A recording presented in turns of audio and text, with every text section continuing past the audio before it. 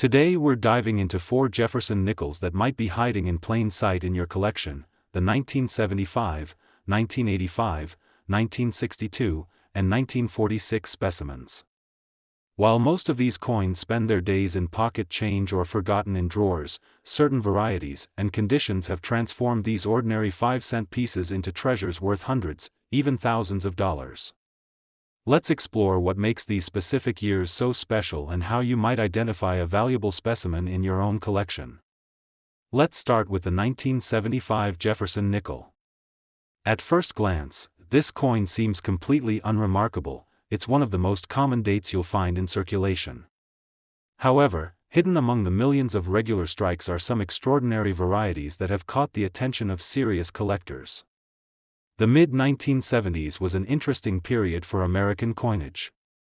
The U.S. Mint was producing massive quantities of coins to meet economic demands, but quality control sometimes suffered, creating the perfect environment for valuable errors to slip through.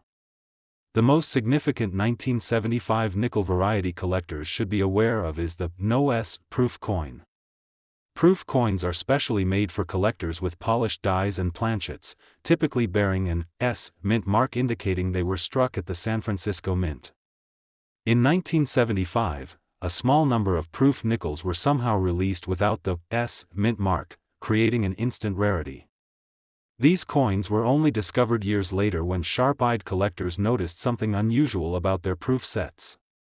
Today, the 1975 no-S proof nickel is considered one of the great modern rarities, with only a handful known to exist. How can you identify this valuable variety? First, you need to confirm you have a proof coin. These have deeply mirrored fields and frosted design elements, creating a cameo contrast. Then check the reverse side, just below Monticello, where the mint mark should appear. If there's no mint mark where you'd expect to see an S, you might have struck numismatic gold. Be aware that regular business strike nickels from Philadelphia don't have mint marks either, so the proof characteristics are essential to identifying this rarity. The value of a 1975 no-S proof nickel is staggering. In recent auctions, specimens in pristine condition have fetched between $15,000 and $30,000. Even those with minor imperfections command 5-figure prices. To put this in perspective, you're looking at a coin that was originally part of a set costing perhaps $7, now worth thousands. The record price stands at $30,550 for a perfect PR70 example, a remarkable return on investment for what was essentially a mint error. Beyond the no-S variety, regular 1975 nickels can still hold value in exceptional condition. While circulated examples are essentially worth face value, uncirculated specimens with full steps, where all 6 steps of Monticello are clearly defined, can command $20 to $50. In MS67 condition, these coins might bring $100 to $150, representing a nice premium for such a common date. What makes the 1975 no-S nickel particularly fascinating is the story of its discovery. Unlike many famous rarities that were recognized almost immediately, these coins flew under the radar for years. It wasn't until the 1980s that collectors began noticing something was amiss with their 1975 proof sets. The first publicized example didn't appear until 1989, nearly 15 years after these coins were minted. This delayed recognition adds an element of mystery to the coin's history. How many more might be sitting unnoticed in collections or safety deposit boxes? Another interesting aspect is the question of how these error coins managed to leave the San Francisco Mint.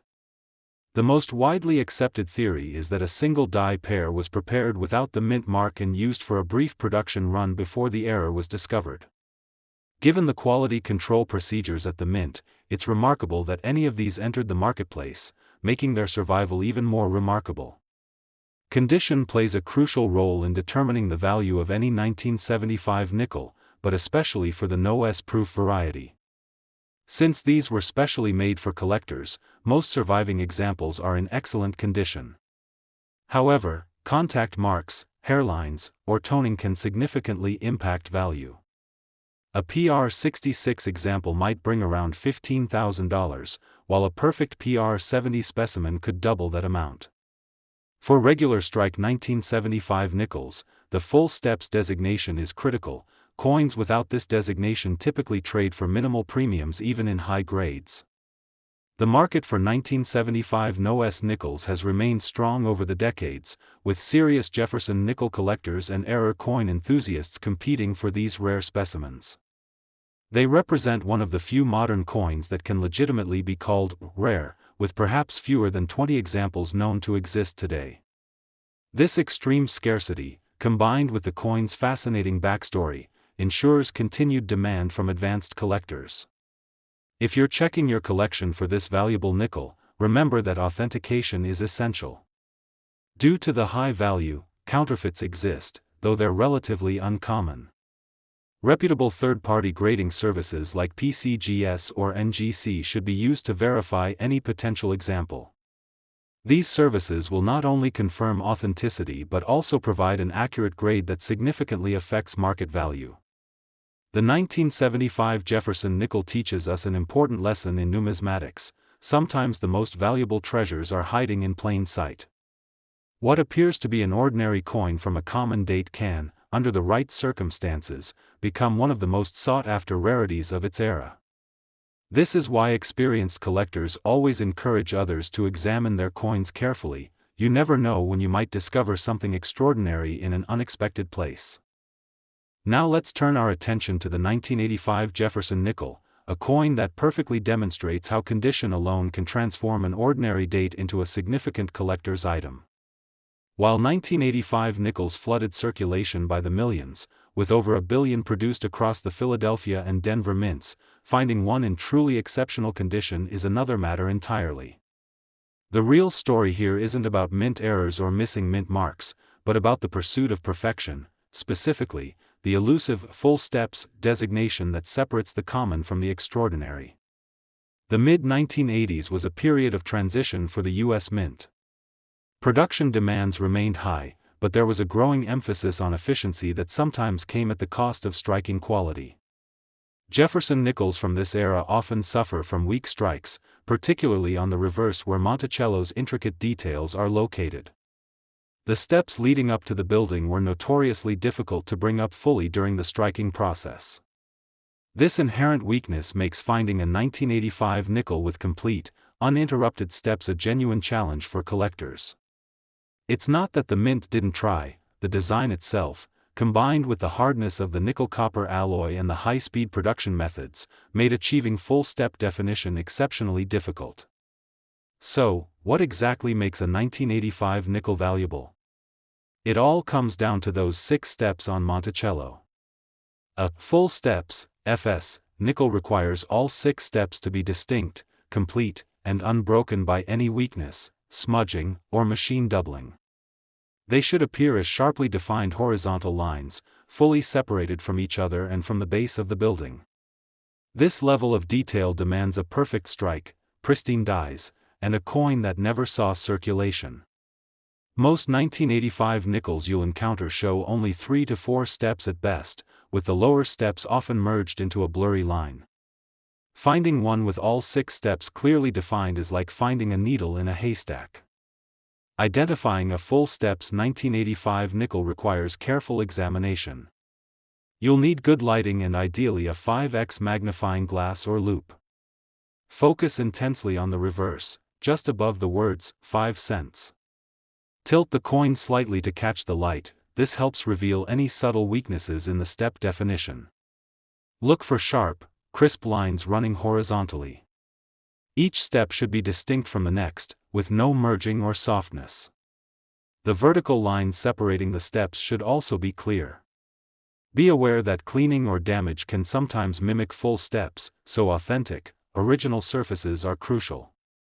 If you think you have one, getting it professionally authenticated and graded is highly recommended, as the value difference is substantial. The market value for a 1985 Jefferson nickel varies dramatically based on condition and step count. A typical circulated example is worth exactly 5 cents. An uncirculated example without full steps might fetch $1 to $3 in MS63 condition, perhaps $5 to $10 in MS65. However, once you achieve full steps designation, the value skyrockets. A 1985 P nickel with full steps in MS65 condition is valued around $75 to $125. In MS66, that jumps to $200 to $400. The real premiums come at the highest grades. An MS67 FS example can command $1,000 to $2,500. The absolute pinnacle is MS67 Plus FS or MS68 FS. These are incredibly rare, with recent auction records showing prices exceeding $5,000. The current auction record for a 1985 P Jefferson nickel stands at a staggering $11,750 for a PCGS MS68 FS specimen, a testament to how extreme rarity and condition drive value in modern coinage. One fascinating aspect of the 1985 nickel market is the difference between the Philadelphia, no mint mark, and Denver, D, mint mark, issues. While both are challenging to find with full steps, the Denver mint coin seems slightly more prone to weak strikes on the steps. Consequently, high-grade full steps examples from Denver often carry a slight premium over their Philadelphia counterparts. For instance, a 1985 D in MS67 FS might trade for $1,500 to $3,000 compared to $1,000 to $2,500 for the Philadelphia issue. This subtle variation adds another layer for specialists to hunt. The story behind the scarcity of full steps nickels from this era is rooted in mint production realities. The Jefferson nickel design, featuring Monticello on the reverse, has always been demanding to strike fully. The steps are located on a high point of the design, furthest from the center of the coin where metal flow is strongest during striking. To achieve full step definition, the planchet must be perfectly positioned, the dies must be fresh and perfectly aligned, and the striking pressure must be optimal. In the high-volume, high-speed environment of the 1980s mint, achieving this perfect combination consistently was nearly impossible. Most dies wore quickly, leading to progressively weaker strikes as thousands of coins were produced. This means full steps nickels typically come from the very first coin struck with a new die pair, making them inherently rare. Condition variations are absolutely critical for the 1985 nickel. Beyond the full steps designation, factors like luster, surface preservation, and eye appeal significantly impact value. A coin with full steps but distracting marks or subdued luster will be worth considerably less than one that is pristine and blazingly original. Toning can also play a role. Attractive, natural toning can enhance desirability and value, while unattractive or artificial toning can diminish it. For the highest grades, MS67 and above, the coin must be virtually flawless, with no noticeable contact marks, hairlines, or other imperfections even under magnification. This level of preservation is exceptionally rare for a coin designed for everyday circulation. If you're sorting through your nickels or examining your collection, pay close attention to any 1985 specimens that look particularly crisp and untouched. Don't just glance at the date, turn the coin over and scrutinize Monticello's steps under good light. You might just be holding a coin worth hundreds, or even thousands, of dollars. Remember, while the 1975 no-S proof was a dramatic mint error, the 1985 full steps nickel represents a different kind of rarity, one born from the pursuit of perfection against the odds of mass production. Both types remind us that value in numismatics often lies in the details most people overlook. Now, let's move forward in time to explore another nickel with its own unique story of value and scarcity, the 1962 Jefferson nickel. The 1962 Jefferson nickel represents a fascinating bridge between classic and modern coinage, embodying a transitional period in American history and minting technology. While millions were produced, specific varieties and conditions have elevated certain 1962 nickels to highly sought-after status among discerning collectors. This was the final full year before the tragic assassination of President Kennedy would dramatically alter American coinage, making 1962 issues particularly significant as the last, normal, year of the early 1960s. The nation was on the cusp of immense change, and these nickels, struck in Philadelphia and Denver, are tangible artifacts from that pivotal moment. What truly sets the 1962 nickel apart for serious collectors isn't just its historical context, but the remarkable quality sometimes found in its business strikes. This year is renowned among Jefferson nickel specialists for producing coins with proof-like surfaces, that is, coins struck for circulation that exhibit the deep, mirror-like fields typically reserved for specially made proof coins. This phenomenon occurred due to a combination of factors. The U.S. Mint was still using older, slower presses in some production lines, allowing for more careful striking, and die preparation techniques sometimes resulted in exceptionally polished dies intended for proofs being used for regular production runs. When these highly polished dies met carefully prepared planchets under optimal striking pressure, the result was a circulation coin with the eye appeal of a proof. Identifying a premium 1962 nickel requires looking beyond the date. First, check the mint mark. Philadelphia coins have no mint mark, while Denver issues bear a D to the right of Monticello. Then, examine the surfaces under a good light source. A proof-like business strike will show significant reflectivity in the fields, almost like a mirror, while the design elements themselves remain frosted, a cameo effect. This is distinct from a regular business strike, which typically has a more uniform, satiny luster. Additionally, like the 1985 nickel we discussed earlier, the full steps designation is crucial. Finding a 1962 nickel with all 6 steps of Monticello sharply defined is challenging but rewarding. The combination of proof-like surfaces and full steps represents the absolute pinnacle for this date.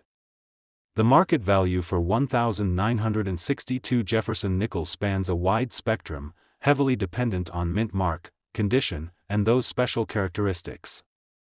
A typical circulated 1962 nickel is worth 5 cents. Even an uncirculated example without full steps or proof-like qualities might only bring $1 to $5 in MS63. However, once you add proof-like surfaces and full steps, the value increases dramatically. A 1962 P with proof-like fields and full steps in MS65 condition can command $150 to $300. In MS66, that figure jumps to $500 to $800. The absolute top-tier examples, MS67 with full steps and deep proof-like reflectivity, are exceedingly rare and have realized prices exceeding $2,500 at auction. For Denver Mint coins, the premiums are often slightly higher due to generally weaker strikes, making a 1962 D in MS67 FSPL potentially worth $3,000 or more. The current auction record for a 1962 Jefferson nickel stands at an impressive $4,320 for a PCGS MS67 plus FSPL specimen.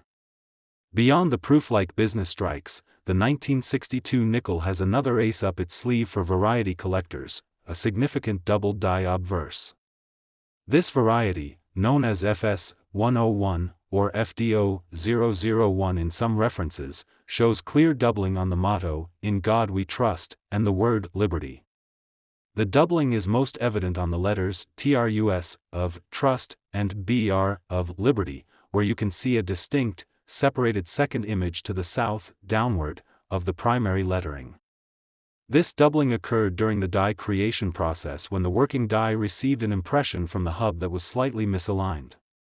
While not as dramatic as some famous double dies, it's readily identifiable with modest magnification and adds significant value. Even in circulated condition, a confirmed 1962 double die obverse nickel can be worth $25 to $50. In uncirculated grades, values escalate quickly, with MS65 examples trading for $200 to $400 and MS66 specimens reaching $1,000 or more. The story behind the quality of some 1962 nickels is intertwined with the mint's operations during that era. The Philadelphia Mint, in particular, was still utilizing some of the older, slower toggle presses alongside newer, high-speed presses. The older presses, while less efficient, allowed for more controlled striking with less die bounce, often resulting in sharper details and better metal flow, perfect for bringing out those elusive steps on Monticello. Furthermore, the Mint was experimenting with die polishing techniques to improve proof coin quality. Sometimes, dies polished for proof production would be used for short runs of business strikes before being retired, creating those unexpected proof-like beauties in circulation. This wasn't a deliberate policy, but rather a happy accident of the production environment that benefits collectors today.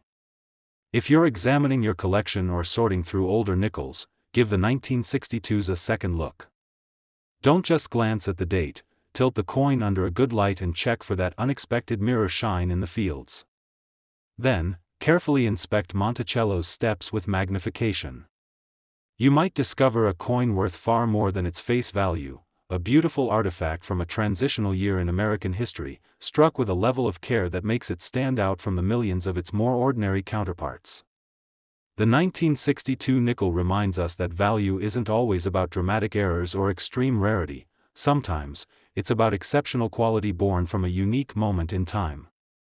Now, let's journey back further in time to explore the origins of the modern Jefferson nickel series with the significant 1946 issue. The 1946 Jefferson nickel marks a pivotal moment in American coinage history, representing the return to normalcy after the upheaval of World War II. This was the first year the familiar 5-cent piece resumed its pre-war composition of 75% copper and 25% nickel, replacing the emergency wartime silver nickel, made from 56% copper, 35% silver, and 9% manganese. The entire nation was transitioning back to peacetime life, and the humble nickel reflected this broader shift. While millions were produced, over 161 million at Philadelphia and nearly 45 million at Denver, finding one in truly exceptional condition today is a genuine challenge, making high-grade examples surprisingly valuable for such a recent date. The 1946 nickel isn't just a coin, it's a tangible piece of America's post-war rebirth. The most significant change for collectors in 1946 was the return of the familiar Monticello reverse design, but with a crucial difference. The mint mark was moved back to its traditional position on the reverse, just to the right of Monticello. During the war years, 1942 to 1945, the mint mark had been prominently placed above the dome of Monticello on the silver nickels, making them easily identifiable. In 1946, the P for Philadelphia, though not used on nickels until 1980, so no mint mark appears, or D for Denver returned to the right side. This seemingly minor detail is key for authentication. Additionally, the reverse design itself was subtly modified from Felix Schlag's original 1938 version. The most noticeable change is the strengthening of the steps of Monticello, though ironically, achieving truly full steps on the 1946 coin is notoriously difficult due to striking issues. The letters in Monticello and 5 cents also appear sharper and more refined compared to the wartime issues. Identifying a valuable 1946 nickel starts with checking the mint mark location. Remember, it should be to the right of Monticello, not above it. Then, focus intensely on the condition. For Philadelphia coins, look for strong, cartwheel luster and minimal contact marks. For Denver coins, the bar is higher. You need that same pristine preservation plus a sharp strike that brings out the details. Examine Monticello's steps under magnification. All 6 steps should be distinct horizontal lines, clearly separated, without any merging, weakness, or smudging at the ends. The vertical lines separating the steps should also be crisp. Be aware that many 1946 D nickels show only 3 to 4 steps at best, with the lower steps often a blurry mess. Finding one with all 6 steps sharply defined is a genuine accomplishment. Like the other nickels we've discussed, authentication by a reputable grading service is crucial for any potential high-grade example, especially a 1946 D with full steps. The market value for 1946 Jefferson nickels varies dramatically based on mint mark and condition. A typical circulated 1946, no mint mark, is worth 5 cents. An uncirculated 1946 without full steps might bring $1 to $5 in MS-63, perhaps $10 to $15 in MS-65. However, a 1946 with full steps in MS-65 jumps to around $75 to $125. In MS-66 FS, expect $200 to $400. The real excitement comes with the Denver Mint. A 1946 D without full steps in MS-65 might fetch $15 to $25.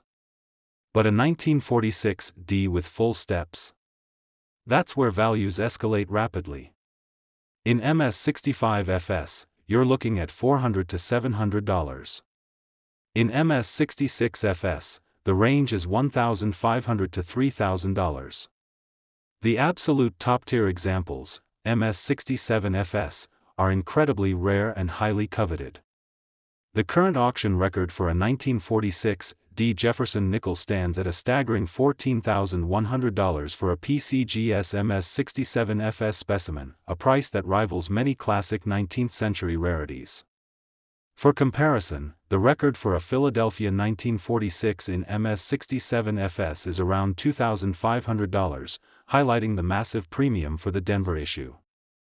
Condition variations are absolutely critical for the 1946 nickel, perhaps more so than any other date we've discussed so far due to the striking challenges, especially at Denver. For Philadelphia coins, achieving full steps is difficult but possible in high grades. For Denver coins, it's a monumental challenge. The difference in value between a 1946 D in MS-65 without full steps, $15 to $25, and one with full steps, $400 to $700, is astronomical, over 20 times more valuable. This underscores how crucial the full steps designation is for this date. Beyond steps, overall eye appeal is paramount. Coins with blazing, original luster, pristine surfaces free of marks or hairlines, and attractive, natural toning command the highest premiums. Any signs of cleaning, dipping, or artificial enhancement will drastically reduce or eliminate any premium. The 1946 D is particularly susceptible to weak strikes and poor luster, making a well-struck, lustrous example with full steps a true condition rarity. If you're examining your collection or sorting through older accumulations of nickels, pay special attention to any 1946 D specimens that look particularly sharp and untouched. Don't dismiss them as common. Scrutinize Monticello's steps under good light and magnification. You might be holding a coin worth thousands of dollars, a remarkable survivor from the dawn of the post-war era, embodying both the nation's return to normalcy and the incredible rarity that can arise from the challenges of mass production. The 1946 Jefferson nickel, particularly the Denver issue in top condition with full steps, stands as a testament to the fact that value in numismatics isn't always about ancient dates or dramatic errors. Sometimes, it's about the perfect convergence of historical significance, minting challenges, and extraordinary preservation in a coin from our relatively recent past.